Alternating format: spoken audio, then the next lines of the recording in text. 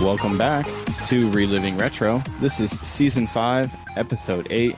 And if you're new here, we pick one game at random, invite a guest on to rate it in 5 categories: story, gameplay, visuals, sound, and how well it aged. And this is our Patreon episode, so thank you very much for the patrons out there that suggested Crash Bandicoot, because that's what game we're playing this week. And if you want to head over to Patreon and get your game played, it's $2 a month.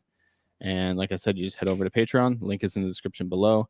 And you can get your game played much quicker than if you just ask us to add it to the master list, because the master list is about 300 or so games at this point. But we have a very special guest on with us this week, and I'll allow him to introduce himself. Go ahead, man. Hi, my name is Yoshi Vu. I am a generalist artist, so I've kind of worked on a little bit of everything from games, TV shows, to film. I'm sure many people have not heard of me, but I guarantee they know my work. Yeah, I'll just leave it safe at to that. say. For sure.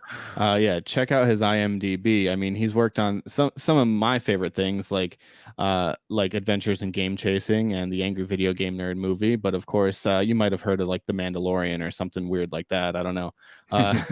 You may have heard of something like that. Check out his IMDb. He's definitely, his work speaks for himself. But yeah, you guys can check us out on Twitter, Instagram, Discord, TikTok, Spotify if you're watching on YouTube if you're listening on Spotify, and also check us out on Twitch, because that's where we stream any of the games that we're going to play this week. And Yoshi, you're on all the social medias as well? I am on Instagram at Yoshi Vu Art and on Twitter at Vu Yoshi, other way around. Very cool. All right, so this is the part of the show where we start to get to know the guest a little bit, maybe your background on gaming. So what would you say your introduction to gaming was? Maybe your first console, how old you were when you got it, that kind of thing. I was 5, and it was the NES with Mario Duck Hunt, that combo. So very cool. I guess like many people. Yeah. Yeah. Did you stay in like the Nintendo realm? Did you go straight from NES to Super Nintendo? Did you guys kind of switch it up to go to like Genesis or anything like that? I did. I did not switch up until N64 era, and that's when I got a PlayStation as well. Very cool. So that was added to the mix. Cool. So did you miss out on most of what Sega had to offer then? Not really. It was one of those situations where, one of my good friends growing up had the Genesis. Right. So when I had the Super Nintendo, he had the Genesis. We'd go to each other's houses to play, the exclusives. That's awesome. It's a good deal. That's the best way to do it, really. Or like some people have like a brother or sister in the house that, they had the Genesis and whatever, vice versa. What would you say some of your favorite genres of video games to play are? Early on, probably just beat 'em ups and platformers. Cool. Because that's the majority of what it was back then, I guess. Yeah. I mean, they were simple, mindless games. I got to like adventure games later on with, I think my first RPG/adventure game I really got into was probably like A Link to the Past. And Nice. That made me want to go back and play, the original Legend of Zelda, and went down that Zelda rabbit hole later on in life as well. So still going down it. Do you have a favorite Zelda at the moment? Link to the Past. Still holds up, huh? Nice. That's awesome. Have you been able to play Tears of the Kingdom at all? I have not. I've actually avoided buying it. Oh, really? Because I have a lot of stuff to do right now. Yeah. I have a lot of work I need to get done. So it's like if I get that, it's just going to be another time sink. And I already know that's what happened with Breath of the Wild. As soon as my wife heard that there's a new Zelda game, she's like, "Oh, great!" And I'm like, "Oh, no, not yet. I have priorities straight this time." Oh, there you go. Better than most. All right. Even though you're fairly busy, right now, what would you say like maybe your most recent game you've played is, or like have you played any games recently? The only game I've played recently is Elden Ring, and that's been kind of like on and off here and there. I'm not gonna lie, it was one of those things that I didn't get into. It was never my type of game. I mean I played Sekiro, and I beat that, but that's very different than, no, I don't want to say very different, but it feels a little different in terms of the way the combat works. Yeah. So that was my first foray into From Software games. So I wasn't like the Dark Souls guy that went to Elden Ring and just understood it. And my dumb self, the funny thing is I made it that far in Sekiro without realizing you could lock onto enemies. And I didn't do it in Elden Ring for like up until like level 35. I didn't know you could lock onto enemies. I was just free aiming. And that's when I was like, oh, okay, this game is still hard, but it's not as hard as I thought, because I was like, this is stupid hard. It doesn't make any sense. That's a whole nother level of challenging, I guess. I haven't played any of the From Software games yet. Yaiser is big into, Dark Souls, Demon Souls, and Elden Ring and all that stuff. I got to get to it at some point, though. I don't know. Which one would you recommend me playing, like, right away, Yaiser? Well, oh, sorry, you said... No, you can go in, Yaiser. No, it's his turn. I think Elden Ring is probably a lot of people's first FromSoft game. So many people bought that game, and so many people love that game. My personal favorite is Dark Souls 3, though. I will say, though, for Sekiro being your first one that you played, Yoshi, and you beat it, that's the only one that I quit. I stopped playing. I gave up. That one was too hard for you? Yeah, dude. I can't do the whole parry thing, man. I can't do it. Yeah, I was disappointed in Elden Ring that I couldn't parry the way I could in Sekiro. That's what threw me off. It's like, oh, I can't keep parrying. And I think it's because I went from For Honor to Sekiro. Oh. And so for me, it was kind of an easy transition. It was like slightly harder version of For Honor. So then from there, I went to Elden Ring. I'm like, what do you mean I can't keep parrying constant attacks? That's fine. As far as like physical media goes, do you have like a retro game collection, or are you strictly like the modern consoles and stuff like that right now? Let me see if I can turn my camera. Hey, oh, there it is. Very nice. Hopefully that answers your question a little bit. Yeah, you're good. That's my box NES collection on that side. And if you go further down, I got the rest. Very nice. Very cool. That's awesome. So do you go to like gaming conventions and stuff like that? I do. I know you're in the time I just get Texas, a table, right? So I'm in California. Oh, you're in California. Yeah, but I grew up in Texas, so I travel between the two very often, and I know Billy and Jay from the Game Chasers. Yep. So I usually attend their conventions. Not as a guest, just I usually buy a table and sell my art, or just go just to attend. That's awesome. I usually try to plan my trips to visit my family in Texas around the same times, ironically, that these conventions happen. So that they do Retropalooza and stuff like that. We're going to our first retro game convention this weekend, actually, and we're very, very excited to head out to Philadelphia for Too Many Games. It's going to be a ton of fun. I'm very excited. We're going to try and get a content creator Burial Kart tournament going, so just to have some fun. But other than that, it's going to be a good time. All right, let's. I've only been to that one once. Yeah. Did you like it? Was it good? Yeah, I mean, I really enjoyed it. It's in Philadelphia. Yeah, it's a hike. I mean, if they wanted to fly me out, I'd be more than happy to go. But yeah, that's fair. All right, so we played Crash Bandicoot this week. Before this week, obviously, I'm assuming all of us have heard of Crash Bandicoot. It's a pretty iconic title, pretty iconic IP from Sony. Now, Yaiser, had you ever played this specific Crash Bandicoot before? Yeah, only a little bit though. I played it at our friend, maybe Batch's house. Yep, he had it. Cool. But yeah, it's not exactly my favorite genre of game. So yeah, you guys are not a big platformer guy, but I was wondering if the different perspective on this one, instead of being like a normal side-scrolling 2D platformer, this one being a little bit of a 3D vertical platformer would maybe make it a little different for you. But not a fan, huh? It was the levels that were sort of like side-scrolling and vertical were not. That's one of the levels that I quit on, was one of those. So we'll get into it, I suppose. Yoshi, had you played this game a lot as a kid or just as a young adult? I did. I never beat it. I found it to be really hard. I think as far as I made it was, and forgive me if my memory is not clear on this, but like a toxic waste level of some sort. It's possible. I didn't make it very far either. So like as a kid I didn't play this one a lot. I played number 2 a ton. Number 2 was the one that I always played. But number 1, I knew I'd played it. It just, for whatever reason, it just didn't I guess it didn't really grab onto me as much as number 2 did as a kid. I always remembered that one. I think I had a similar problem with Twisted Metal. We went back and played Twisted Metal recently and thought we were going to love it, and we were like, this is not as fun as I remembered. This game sucks. And it was like, it must have been Twisted Metal 2 that we loved.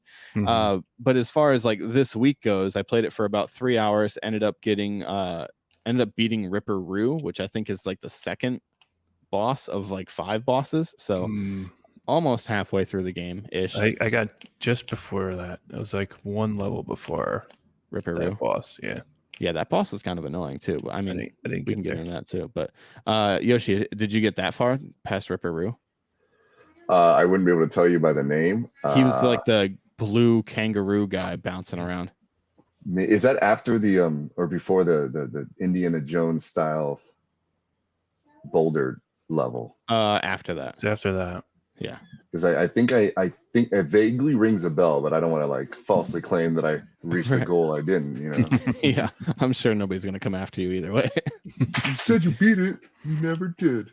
That's funny. But all right, so I mean, essentially, we're all pretty familiar with it. None of the 3 of us happened to beat it this week or in our past. So, I guess that's as much as we were familiar with it before this week. So, I guess let's just get into it. So, Yaiser, you want to start with story? I guess I can do that. I don't know much about it. I don't know that there's a whole lot to I can I guess like read a little bit of the plot before we get into it if you'd like. Yeah, sure. Go for it. All right.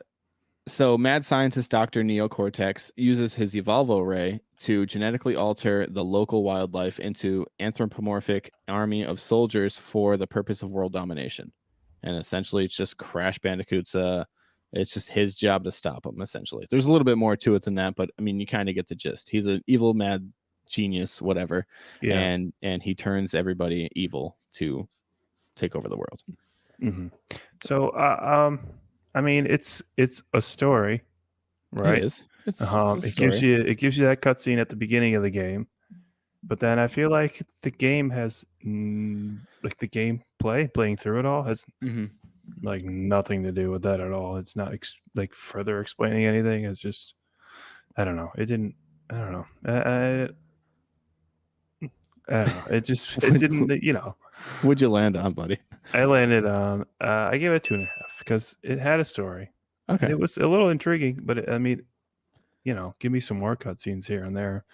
Yeah, I hear you. Have some of the levels a little bit related to that. Give you some more information, maybe. But I get that. Didn't really do that.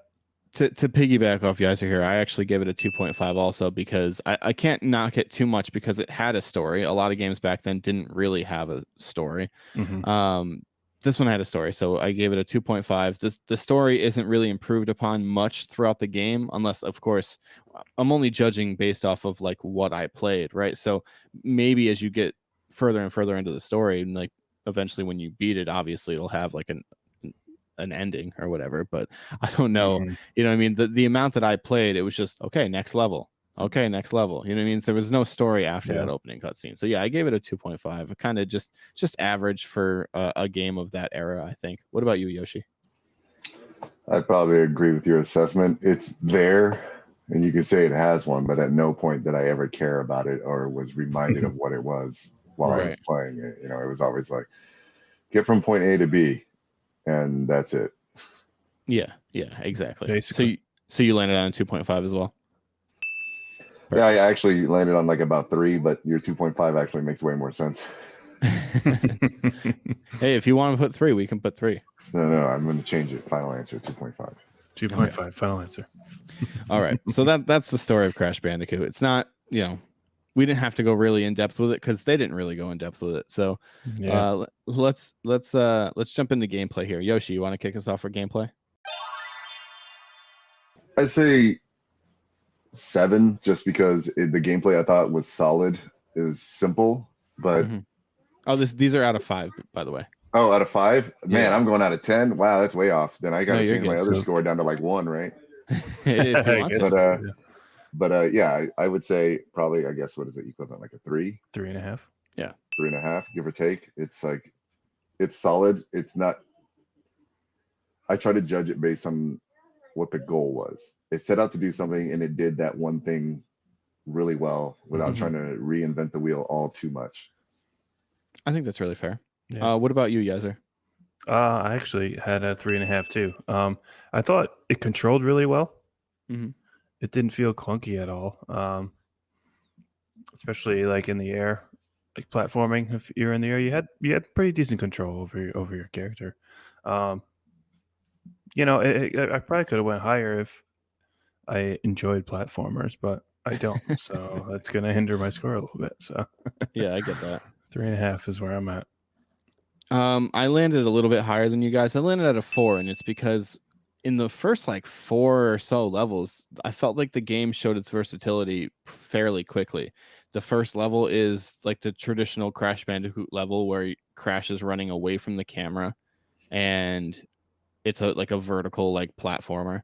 And then the next level is like a 2D platformer where it's a more like Mario style platformer, I guess you could say. Mhm. And then I can't remember the actual number of levels, but another level there after that was then it's back to like the 3D vertical platformer again, but now Crash is running towards the camera, and it just gave like a completely different perspective, and it kept the gameplay fresh with basically kind of keeping the same formula, which I thought was really a cool way to do that Yeah, for switching it up. yeah. And even though I hated these portions of some of the levels, there's some levels where you have to jump on like that box, and then you have to like try to figure out like how to land on the one single box to keep jumping and ascending through the level. And Yeah. so it was like a 2D platformer in that sense, but you had to climb vertically. Those were annoying, but again, kept it fresh. And then the boss battles actually being they were actually more intricate than I guess I expected. Especially that Ripper Roo one where he's bouncing around from platform to platform, and then you have to like basically you have to try and time when like the TNT is gonna blow up, so you have to land on the TNT, and then it has like a countdown of like 3, 2, 1, and hopefully like Ripper Roo is about to jump on the platform next to the TNT. I thought that was a pretty fun boss battle. So I gave it a 4 because I actually fairly enjoyed the gameplay. All right, that's fair enough. Yeah. Yoshi, I'm actually gonna have you start off with visuals. I just feel like it makes sense, man. I say 5, Yeah. just because within the constraints of the system, they had, especially as early as it was, all things considered, it's still one of the better looking games on the console, in my opinion. I agree. And it was really clever that, with the fixed camera angle, they could really focus on just what you see. And so by focusing on that, they were able to deliver some really, to me, impressive visuals for the hardware. Just being really clever with the way they use their polygons and the texture resolution, knowing that you can only see it from certain angles, you could allow them to really focus on it. Oh yeah, 100%. I mean, last week we played Tenchu 2, and if you like that game came out in the year 2000. If you compare the visuals for this game, which came out 4 years before that, compared to Tenchu 2, it's like it's a no-brainer. Like Crash completely blows it out of the water. Didn't feel like it was the same generation. Right? Yeah. I mean, like the visuals for Tenchu 2 almost make Crash look like it's a PS2 game. Like it's literally like the next console. Yeah. I agree. I'm gonna give it a 5 because I do think it's one of the best PS1, at least like 3D rendered, like 3D like polygon looking games. Because I think it's really hard to disagree that like Suikoden 2 might be the best looking game on the console, but it's different though, It's because of the sprites and stuff like that. Yeah. Sprites just age so much better. But yeah, the 3D polygon look, it's a tough one now going back and looking at it. But Crash made it look pretty good. So yeah, I landed on a 5 for that one as well. What about you, Yaiser? I didn't have it out of 5, but you guys are making me want to put it out of 5. I mean, how can I disagree with the art guy over here? No, I had it at a 4.5. Mm-hmm. Just because I don't know. I feel like I can't give any game of this generation a solid 5.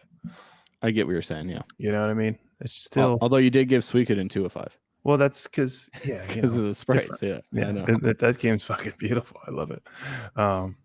Yeah. So I'm at a 4.5 because it really did it night and day between whatever that shitty game Tenchu was. Tenchu 2, yeah. It's so hard to believe, and the fact that it's 4 years older is just it's crazy. I don't even know how they did that, but Yeah, it's nuts. yeah, it looks pretty good.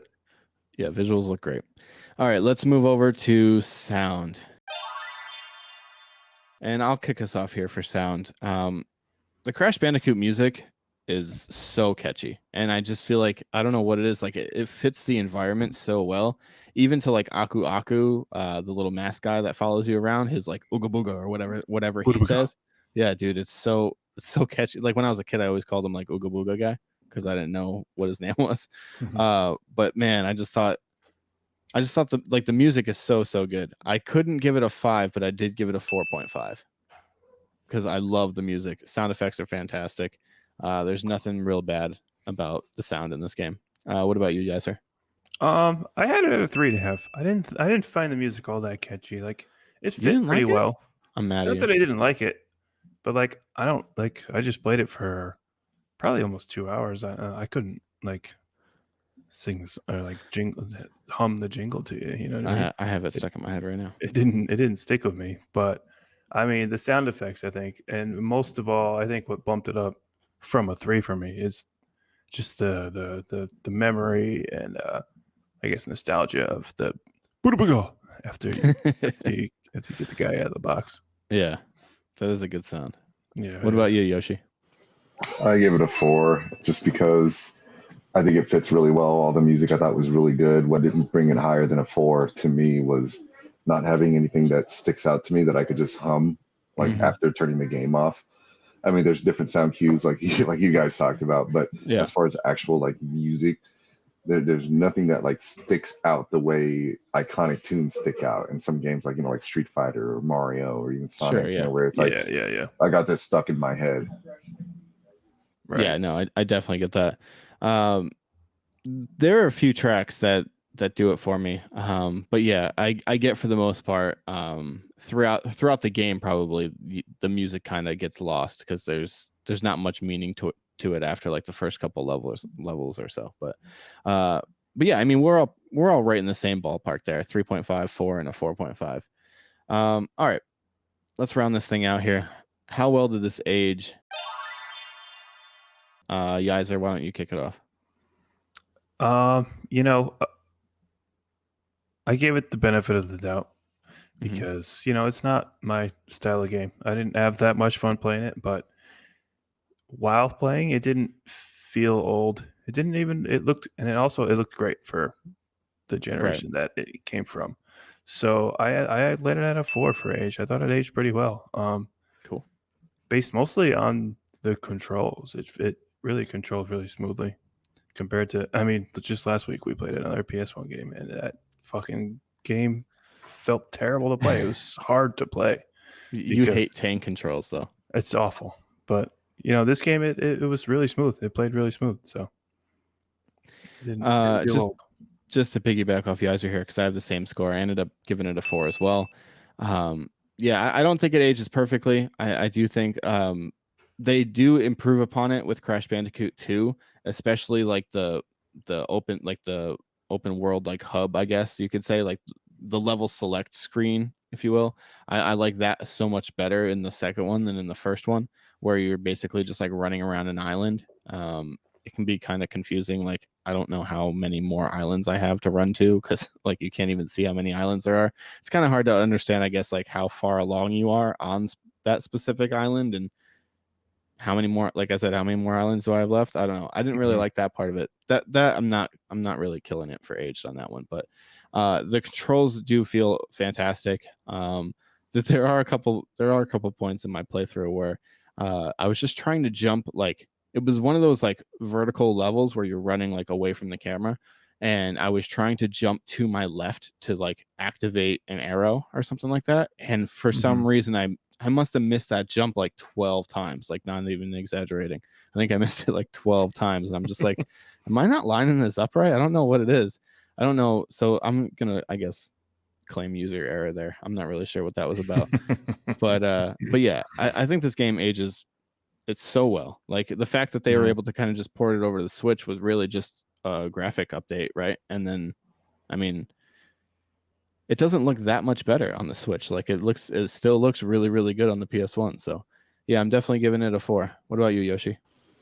I'd probably say the same, a 4, just because, like I said, it focused on doing something really simple, really well with variation. So if this were to come out, if it never came out back then and it were to come out today as like a mobile game, I wouldn't bat an eye. Like, yeah, great. It works as a mobile game, you know, graphically.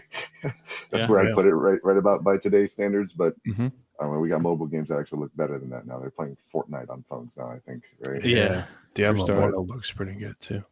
Yeah, but if this game came out today as like a little game on a phone or a tablet, or you know, like a marketplace game, a little mini game, I would say it does its little mini gameplay really well. You know, obviously we've grown past that, but that's what happens when you focus on the basics, I guess. Yeah, for sure. And I always kind of put every game to the test. I handed this game to my 8-year-old who was used to playing Switch games and, you know, more modern games, and she was able to play it and continue to play it for well over 20 minutes. So for me to keep a current 8-year-old's attention span for a game that came out in 96, it must have aged pretty well. All right, so our overalls here. Yoshi came in the lowest at a 3.5.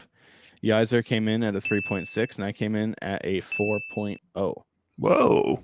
Yeah, I didn't expect it to be that high either, but I guess, I mean, looking at the gameplay, visuals, and sound and aged, I mean, really the only thing this game lacked for me to be considered a really good game is story. It just didn't have a story. But this game doesn't really need a story. You know what I mean? It's just like, whatever. It's basically the same thing as Mario, even though I gave Mario World a 5 because I needed it to. I gave it a perfect 5. It had to be.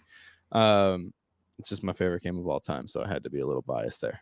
But other than that, I think honestly, like if I were to give Mario a story, it'd probably be like a 2.5, 3, maybe a 3. Don't tell everyone that. They can know. It's fine. It's still a perfect score. All right. Do we have any other things we want to add to Crash Bandicoot before? I have a question. Go ahead.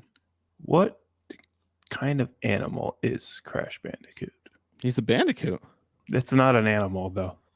That's not an animal? No. I don't know. My buddy Caden, he sent me a picture of a bandicoot, and it's like this little rodent guy. Oh, that's an actual thing? A bandicoot.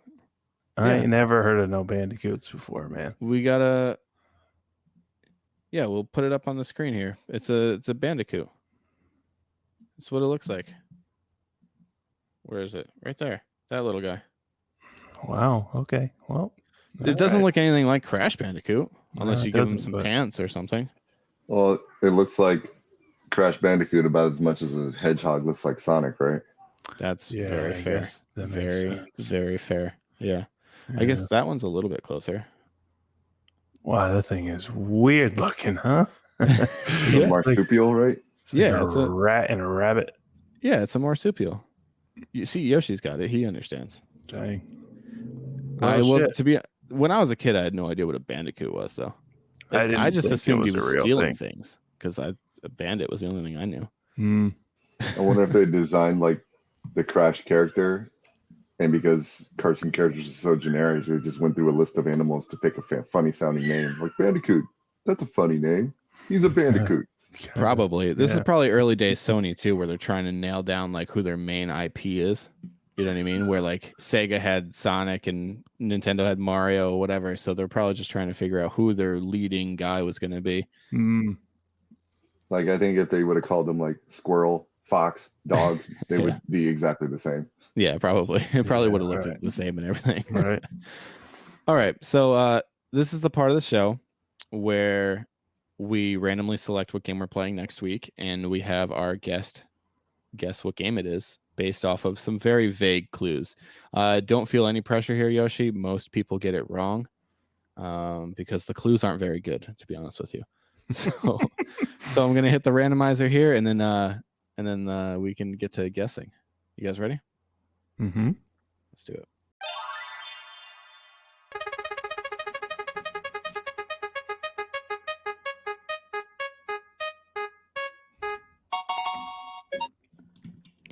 All right. So we have a puzzle game developed by Tecmo, released for the original NES in 1987. That's pretty much all you get.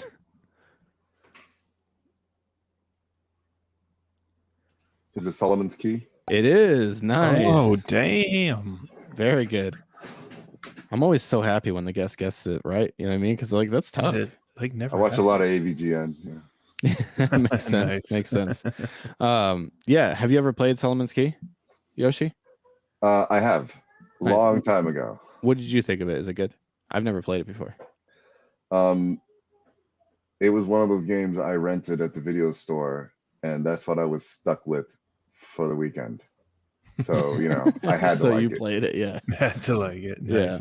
Yeah. That's the thing with a lot of these older games where people are like, oh, this game's so great. I played it so much as a kid. And then you go back and play it and you're like, this game isn't that good anymore. You know what I mean? It's just like, but that's all you had as a kid. So you had to play it, right? You had to give it a chance. You know, if you're playing it for the podcast and you're like, okay, I'll give it like an hour or two, but like you gave it an entire weekend as a kid. Yeah.